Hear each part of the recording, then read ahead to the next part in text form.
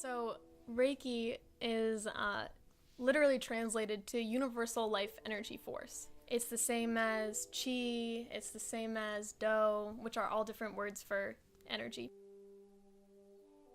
I started practicing Reiki on like friends and family, and the more I practiced, the more I felt like I could be intuitive with it and kind of, see things and hear things that weren't crazy. In the beginning of the summer when I was thinking, okay, I've graduated college, what do I want to do with my life? I thought of going back to the same restaurant I was at last year, but to me it was like, that feels really unfulfilling. It doesn't feel like where my heart is at right now. And I knew I wanted to do Reiki, but I didn't think of it as being kind of like a financial endeavor. But then I thought, you know what? I may make a lot less money doing this, but this is the perfect time in my life to try it, because when else am I going to be able to live at my parents' house? So I have a couple more jobs now, but I'm still doing Reiki, and yeah, that's why. And I just wanted to kind of go into that. As soon as I graduated college, I knew I wanted to get into holistic healing, and I was so tired of just being in classes and not being able to really harness my power,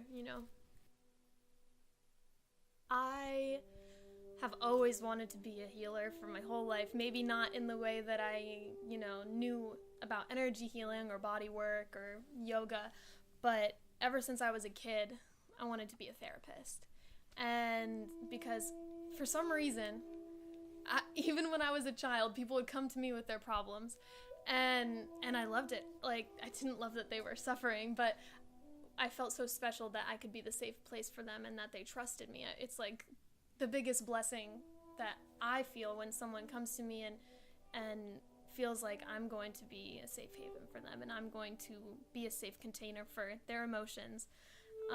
So going through high school and college, I always thought, okay, I'm studying to be a therapist. And then when I dove more into Reiki and energy healing and yoga and all of that, I'm thinking, there is so much more I could do with this than just talking. Talking is a lot, but there's so much that the mind harvests in the body and vice versa.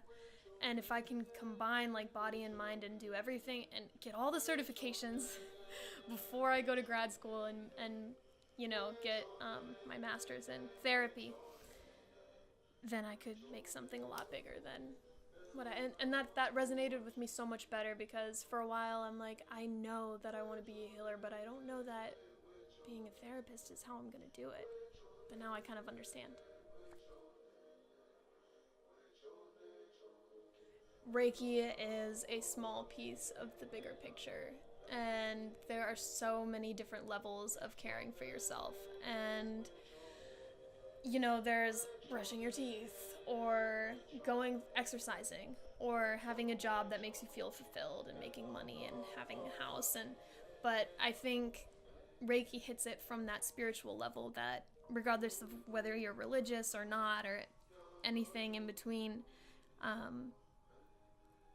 you kind of get that like energetic fulfillment and that little meditation quiet time, because we're always so bombarded with sounds and advertisements and demands and all that.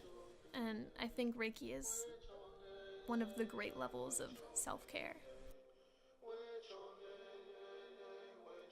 Touch, and sometimes I don't.